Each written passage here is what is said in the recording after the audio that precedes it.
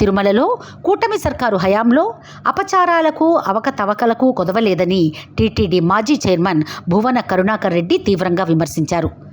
తిరుపతిలో తన నివాసంలో ఆయన మాట్లాడుతూ కూటమి ఓటమి ప్రభుత్వంలో అధికారంలోకి వచ్చిన తర్వాత ఏడాదిగా వైసీపీ నేతలపై విమర్శలు చేయడం తప్ప ప్రజలకు ఉపయోగపడే పనులు ఏమీ చేయలేదని ఆరోపించారు.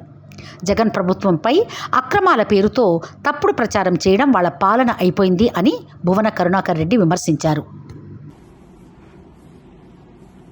తిరుమలలో ఎలాంటి ఘోరాలు జరుగుతున్నాయి కూటమి ప్రభుత్వం వచ్చిన తర్వాత వరుస పెట్టి తిరుమలలోనే ప్రభుత్వం యొక్క బాధ్యతారాహిత్యం కారణంగా చివరకు పోలీసు వాళ్ళు కూడా మద్యం తాగి విచ్చలవిడిగా వ్యవహరిస్తున్నారు అని అంటే ఆశ్చర్యం వేస్తుందంటే ఏ రకమైనటువంటి పర్యవేక్షణ కొండ మీద పూర్తిగా కరువయింది. ఎంతసేపు మా మీద పడి ఏడవటం తప్ప గత ప్రభుత్వం అన్ని అక్రమాలు అన్యాయాలు ఘోరాలు చేసినాయి అని చెప్పుకోవటానికి ఈ సంవత్సరం అంతా గడిచిపోయింది.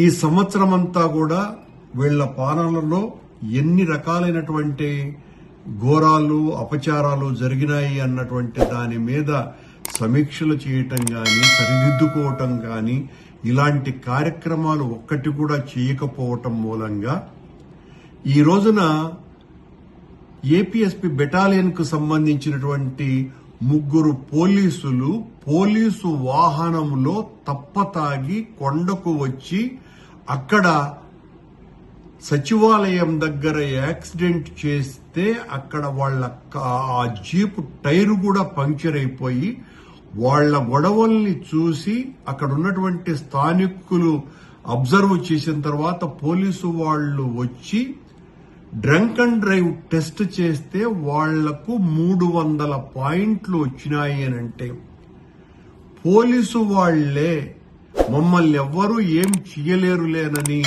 కొండ మీద ఈ రకంగా తప్పతాగి వస్తున్నారు అని అంటే ఇక ఏ రకంగా ఈ ప్రభుత్వం ధర్మ పరిరక్షణకు పూనుకున్నది, తిరుమల పవిత్రతను కాపాడాలని నిశ్చయించుకున్నది, గత ప్రభుత్వ ప్రక్షాళన చేస్తున్నాము అని నిరంతరం వాగుతూ కాలం గడిపినారు.